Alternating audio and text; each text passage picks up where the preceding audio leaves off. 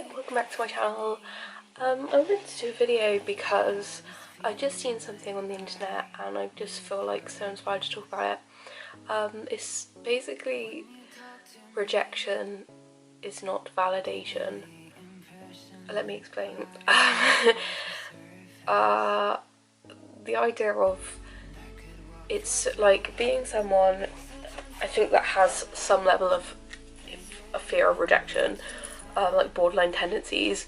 I feel like I'm just realizing that when you're like when you're not one person's cup of tea, right?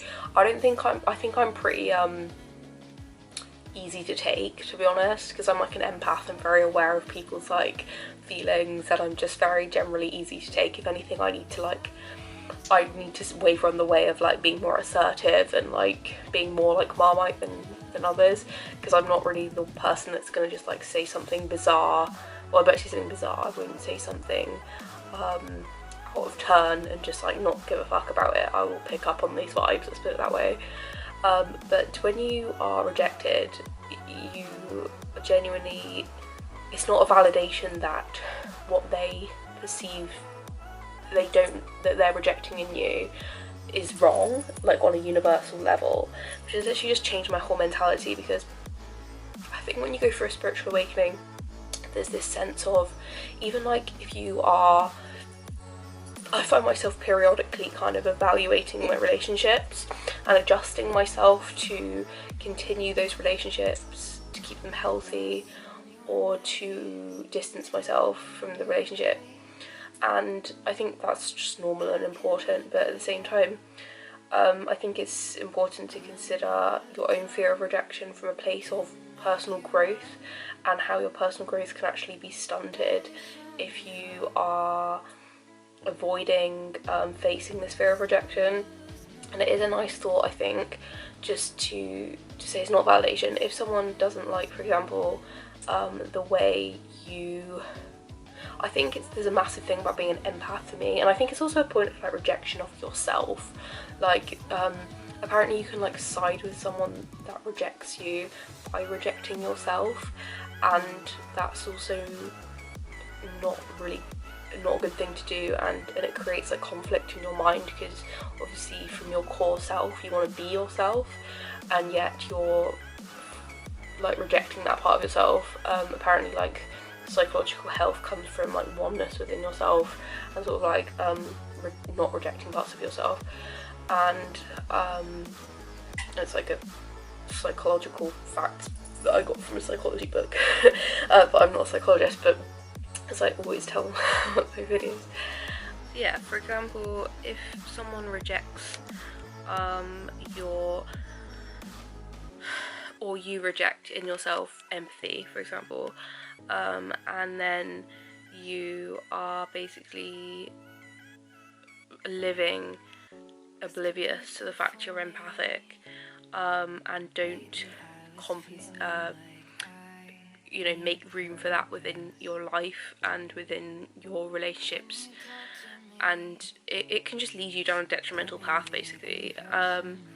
If you reject someone else as well, it's important to realise that means that they're not universally wrong, and not to become too self-righteous from that, to expect them to change or anything as well. That's also, I feel like, important. Also in like big groups, this can probably apply massively, especially if like bullied or in like an unhealthy family dynamic. If you're rejected for being like different or unfitting to their personality problems, for example, if you have a narcissistic family system, I feel like it's important to realise that rejection does not mean you're universally wrong or there's anything wrong with you at all.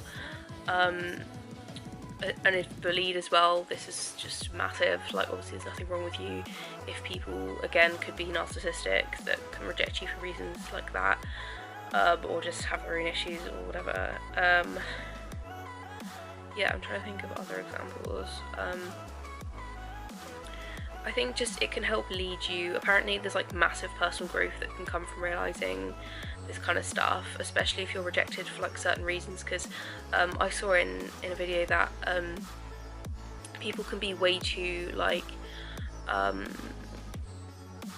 easy to ignore rejection and not ask reasons as to why they've been rejected and why you know, that's actually happened, and therefore they don't learn from the experience. They just kind of glaze over it, and it can become toxic after a while, or you can just not learn from or grow from a scenario that you could learn from, or just create distance to branch to healthier places and kind of learn more about yourself.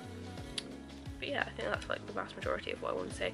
I think it's also important in romantic relationships as well, because you could just like go for someone that completely, like, I think can be based on the wrong thing. For example, if you reject, for example, being an empath in yourself, or you reject like your needs because they haven't been met by someone else, because that was perceived as wrong to you, because they were rejected by someone because they were unable to meet those needs due to personality disorder, you can then, from a law of attraction, seek out relationships, romantic or friendships, that also don't meet your needs because you've already perceived your needs to be wrong, and that can just bring a whole host of mental health issues as well. So yeah, I think that's all I want to say, but thanks for listening. Bye.